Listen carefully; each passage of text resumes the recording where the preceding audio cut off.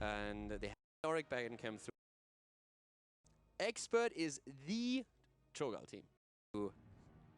Okay, that's usually picked up a front line. And Fnatic has the next with Molten Core dominate also the battles over the shrines. That's pretty nice. And also it really helps you defending against Punishers. That's a big part of it, that you don't take as much damage from an opponent winning the objective. When it comes to the bans, on the other hand, right now Expert hasn't really picked up a front line. And Fnatic has the next pick. So they can actually just say, okay, we're going to ban some of the frontliners out. We pick our second tank then, and we just deny someone like, I guess, it could be a Johanna that we're seeing here. She had a bit of a priority for Expert, and we saw them play with her. So that might be a ban. Not quite the normal ban that you see, but in this situation, I could actually see it happen. I'll just get rid of Medivh. No risks taken here. Poor ADRD. Yeah, in terms of tanks with Bad Bunny, I think in terms of his strengths, his Varian and his Anubrak are the next two that I actually move into. Arthas is also still on the board, so you could think about them. The question is, okay, that's usually a Cho'Gall. I don't know, right? I mean, like, come on. They take the Tigers and bend the Leoric. I mean, this is either them. Nah, this is not gonna happen, right? A Cho'Gall with Tychus, Ragnaros, and Lucio. Expert is the Cho'Gall team. And you Molten Core. Actually, I'm thinking about it. Around the Shrine phase, you get your Cho'Gall in there. You let Ragnaros help out with the early clear. You get a slight advantage in terms of numbers of minions being cleared out in the Shrine. And then you pop back to Molten Core and you just poke everything down. It's doable. Like, they are the Cho'Gall team. And once that Leoric backend came through, I can promise you, Fnatic immediately in comms was like, guys, are they going to try this? Because experts are known to do it. Yeah. It's one of the maps where they love to do it. Maybe not in official HGC games, but we have seen them play that in the past. They've played it here a couple of times, other tournaments.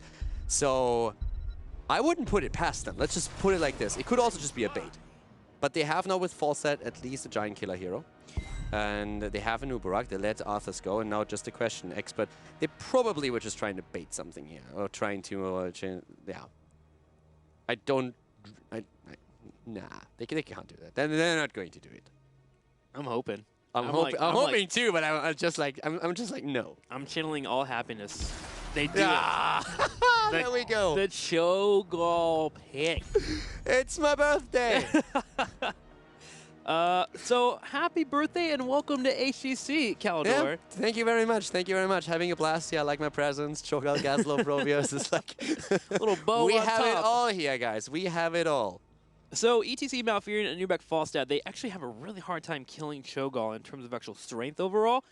Karazim is usually one of the last options, but double support Falstad to burn down a Cho'Gall. I will say Karazim can work better now because the level 16 Molten Core has been moved, or the level 13 has been moved to 16. So now you have a window of at least 6 levels to actually use 7-sided strike to burn down Cho'Gall. Bring in Jimmy. Bring in the Rainer? It's nice. It's not going to happen. The but Giant like, Killer, I see what you're saying. The Giant Killer combo after 13, if you have like the stacks and available, like he just bursts targets like this down. But I don't think you can make a play for him. It's just the mobility that is an issue for him. The other option is, and this is crazy, you get Cocoon for a Nubrak and then you grab Kerrigan and you just try to first fight without the Cho'Gall being up, or you clear the shrines. Cocoon is actually a good option, but it has never really been used. The Kel'Thas is more just like making sure that they have also like the clear here. Yeah. But yeah, the thing is like Cocoon is actually a very good option going up against the Cho'Gall. That's one of the things that always interested me, that we kind of don't see it. I feel like there is a major strength to it if you get the engage. You just dive in, you get the Cho'Gall, and then you find the Ragnaros, Lucio, Tychus. You don't care who you pick. You just get a pick. You need to dive past your opponent. True. And for a lot of them, the argument is always like, yes, if we go into Cocoon, then our Nubarak is too squishy. We can't really keep him alive, and we have trouble just like running the show. So most of them decide against it. But there is a big argument to be made for using Cocoon against the Cho'Gall, just like trying to go in, dive past the opponent, Cocoon, so to say, on the way while you're passing him, jumping straight into the backline, trying to take one down before Cho'Gall comes back. But of course, if your opponent reacts fast and bursts down the Cocoon, then it's tricky. Well, Kelth also makes sense here. You get percent damage available to you. You also get that clear on the shrines, a Flame Strike being available, the Living Bomb potential, all the positives. Gravity Labs. What's that? Gravity Labs follow up. I mean, we've seen few months back, ETC and Kel'Thas being first picks for exactly that combo. Slide in Gravity Labs after that. Now we have a Malfurion in the mix as well. So there's a lot of tools that they have to lock a single target down. So that works in their favor. And Falstad in the early game, I would expect him to really focus on wave clear, Yeah. so they just can get those season marksman stacks in. And after 13, with Giant Killer, he is going to do work. This is also one of the games where I personally would think that on 20, we are going to see him go into attack speed, not even into epic round, even though that's a great talent. Yeah, Just because... get the Giant Killer, just completely get Cho'Gall out. Because if Cho'Gall's not available for Tychus, Ragnaros, and Lucio, there's no tank there. There's nothing that he can do. It's an interesting dynamic with that particular, because we've had that with... I had this discussion with Quacknix a couple of times, actually. Not necessarily because of a Cho'Gall, but just in general. And normally he says, like, yeah, the value that you actually get out of Next Frenzy and just, like, trying to get the damage in is absolutely fantastic, but it's just so good of having that fly and getting isolation kills with it. But in this case, yeah. Well, let's answer the age-old question. Are two heads better than one? Let's find out. Game number 4, Infernal Shrines, will be the battleground. Infernal Shrines, and after we saw Gazlowe, after we also saw Probius, Expert, they grace us with a Cho'Gall presence. Blade on the Ragnaros, ADRD on the Gal, Bad Benny on Chou, Nick on Tychus, and Curson is rocking the Lucio here. That Cho'Gall on that mount just looks like he's kind of laying down on a lazy boy or something. Fnatic on the far right, the red team will be here looking to close out this series as they are currently up 2-1 over Rexup. Smexy will be the Malfurion, Breeze on ETC. We're going to have Falstad being played by Quacknix, so watch out for those rotations as he should be stacking up that season marksman. Schwimpy on Kel'Thas and Wubby on Anubarak. Yeah, and I'm just pitying all the people that don't watch HGC today because they're definitely doing it wrong. We had some crazy drafts already, and the show just continues. So we have Cho'Gall in the game, and this is one of those maps, again, where Cho'Gall is actually pretty good. And one of the main reasons for that is that when you talk about the objective, we have single objectives every phase.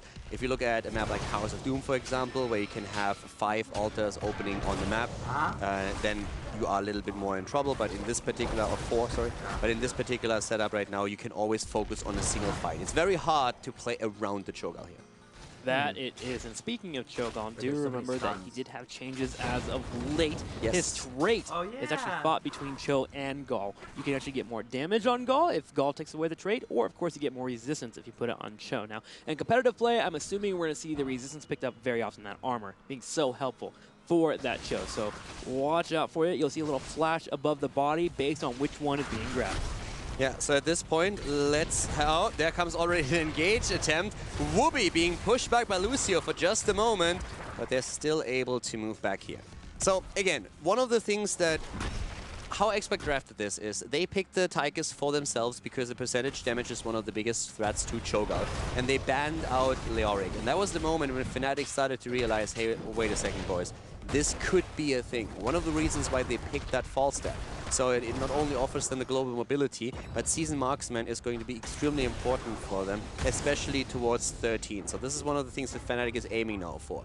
13 is going to be a huge power spike for them. If they can get ahead early on already, they will of course do so. But after 13, they are going to look way more to actually take Cho'Gall down. Big engage there, going to have the knockback. ADRD is actually saving his teammate by pushing him there out of the engage from the power slide into the gravity lapse that you're talking about. That combo, so nice save there by ADRD on the Cho'Gall. The clear begins around the minion phase. We do have Fnatic getting into 5 and a 0. We're going to finally see Expert move forward, and I'm watching Blade. Remember, that Molten Core could be utilized. Alright guys, I'm gonna go do a little lake walk, and I'll probably finish this game. Sorry for the interruption, but it's a good Cho'Gall game. We'll see. Probably back in like an hour.